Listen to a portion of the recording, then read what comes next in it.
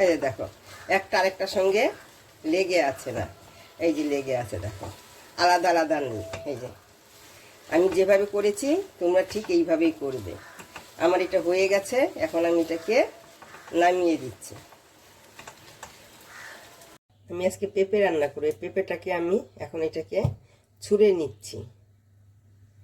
আমি এই যে পেঁপেটাকে যে কেটে নিয়েছি, যে ছুঁড়ে নিলে এই যে পেঁপেটাকে, এখন এটাকে আমি কি করব, এই যে এটার মধ্যে অনেকগুলো ফুটো আছে, এই যে সব থেকে যে বড় ফুটোটা আছে এটা দিয়ে আমি এটাকে এইভাবে করে নেব। কেন অন্যগুলো সব ছোট ছোট, একদম বেশি ঝিরিঝিরি হলে এটা আবার কাদা কাদা হয়ে যাবে। দেখবে খেতে অসাধারণ লাগে, সময়ও কম লাগে, কম মশলা দিয়ে করবে, তেল মশলা, খেতে ভালো লাগে খুব। এই যে এইভাবে আমি সব কয়টাকে আমি এইভাবে করে নেব। কয়েকটা বাদাম, চীনা বাদাম, এই যে পাকা লঙ্কা, এগুলোতে একটু ঝাল কম থাকে, আর হলো আদা, একসঙ্গে আমি মিক্সিতে পেস্ট করে নেব। আমি এখানে সাদা তেল দিচ্ছি। তেলটা এখন গরম হয়েছে, এখন আমি এই যে কয়েকটা ডালের বড়ি, বিউলি ডালের বড়ি আমি ভেজে নিচ্ছি।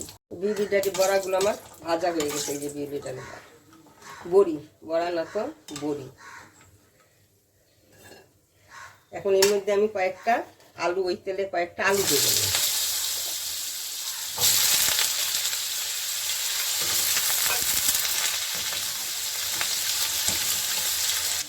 আলুর মধ্যে আমি অল্প নুন দিয়ে দিলাম। আলুটা আমি এরকম ভেজে নিয়েছি, এখন এটাকে আমি নামিয়ে দিচ্ছি।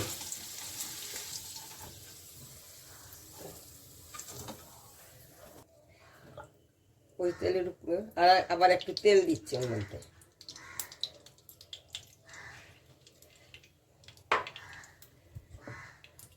এখন এখানে আমি এই যে কালো জিরা ফোড়ন দিলাম, আর দিলাম দুটো তেজপাতা, মাঝখানে চিড়ে দিয়েছি, তেজপাতা দিয়েছি। যে মশলাটা করে দিয়ে বলেছিলাম ওই মশলাটাকে আমি এখন দিয়ে দিলাম। এর মধ্যে আমি দিয়ে দিচ্ছি একটু পরিমাণ মতন তেলের মধ্যে হলুদটা দিচ্ছি।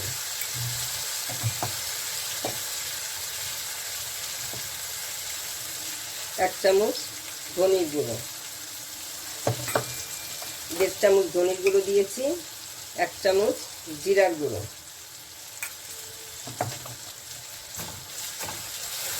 এখন এটাকে আমি একটু কষিয়ে নেব। মশলাটাকে আমি হালকা কষিয়ে নিয়েছি। এখন এই যে পেঁপেটা যেন এরকম করে রেখেছিলাম, আমি এই পেঁপেটাকে এখন এখানে দিয়ে দিচ্ছি।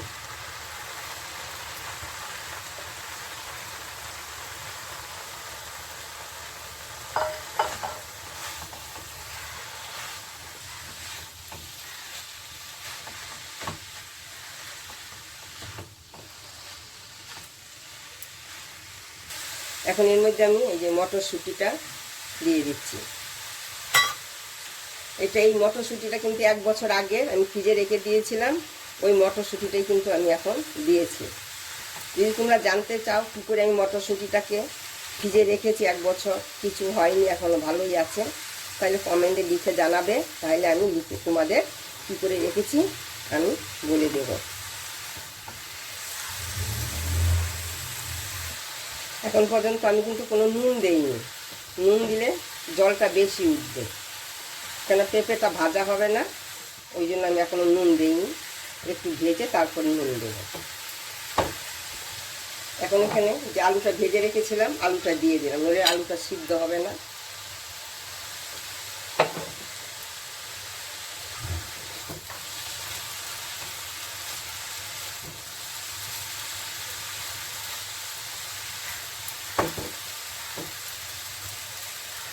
আমি এখন একটু এটাকে একটু ঢেকে দেব। এখন এখানে আমি পরিমাণ মতো নুন দিচ্ছি, আগে একটু দিয়েছিলাম না আলুটা যখন ভেজেছিলাম তখন, ওই জন্য আমি অল্পই নুন দিয়েছি, লাগলে পরে দেওয়া যাবে। তাহলে এখন নুনটা দেওয়া, এখন পেঁপে জলটা ছাড়বে, পেঁপেটা ভালো সিদ্ধ হবে।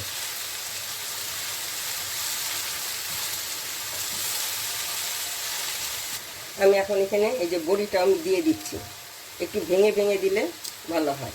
অল্প দেবো আর দুটো রেখে দেবো, আমি পরে দেবো, এই 2-3টা আমি পরে দেবো।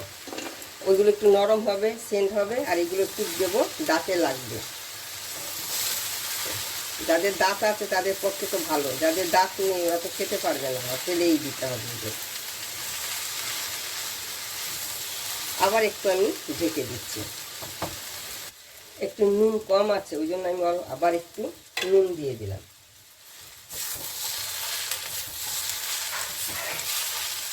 এইখানে আমি একটু পরিমাণ মতন চিনি দিয়ে দিচ্ছি, একটু চিনি দিতেই হবে, একটু পেঁপের তরকারিতে একটু মিষ্টি মিষ্টি ভালোই লাগে।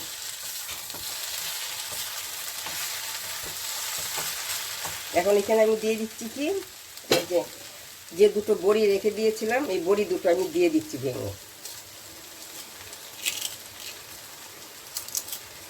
এই যে দেখো ঘিটা আছে, আমি উনুনের ধারে রেখে দিয়েছি, ফ্রিজে ছিল, গলে গেছে। এখান থেকে আমি অল্প ঘি দিয়ে দিচ্ছি।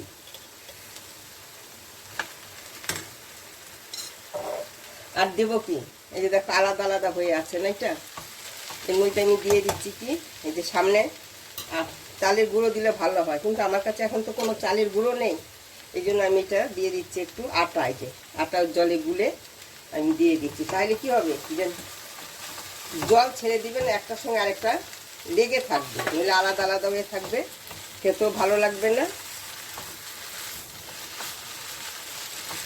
দেখো এখন কি হচ্ছে, আটা আটা ভাব আসছে, একটা আটাটা দেওয়ায়, আটা গুলে দেওয়ায়।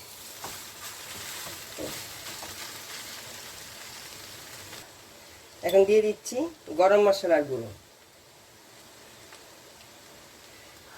আমি হাতেই বানিয়েছি গরম মশলা, এটা কেনা না, আমার নিজের বানানো গরম মশলা। আর কি হয়েই গেছে, এখন তো নামিয়ে দিতেই হবে মনে হচ্ছে, তবু আরেকটু হোক, সবে চিনিটা দিয়েছি, একটু গলবে। আমি যেভাবে রান্না করেছি, যারা পেঁপে খায় না ওদের একবার হলো এইভাবে রান্না করে পেঁপে খাইয়ে দেবে, বুঝতেই পারবে না বাঁধাকপি খাচ্ছি না পেঁপে খাচ্ছি। দেখো দেখতে তো সুন্দরই হয়েছে, খেতেও কিন্তু ভালোই হয়। আমি খেয়ে দেখেছি, তাই আমি রেসিপিটা দিয়েছি, খুব ভালো হয় খেতে। তোমরা পারলে না কাজু দিতেও পারো, কাজু বাদাম, আমি কাজু বাদাম দেইনি,